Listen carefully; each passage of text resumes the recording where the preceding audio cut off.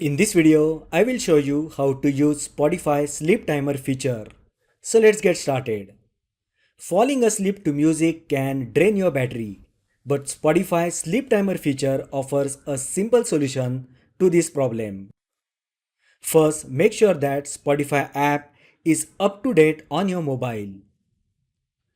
Now open Spotify app on your iPhone or Android device. Now select the music or podcast you want to hear while falling asleep. Now tap the three dot settings button in the top right corner. Next, scroll down and tap sleep timer. Here you can set your listening time between 5 minutes and 1 hour. Choose end of track if you fall asleep fast. If you are still awake when the timer ends, you can turn it off or add more time. In case of podcasts, you can choose end of episode.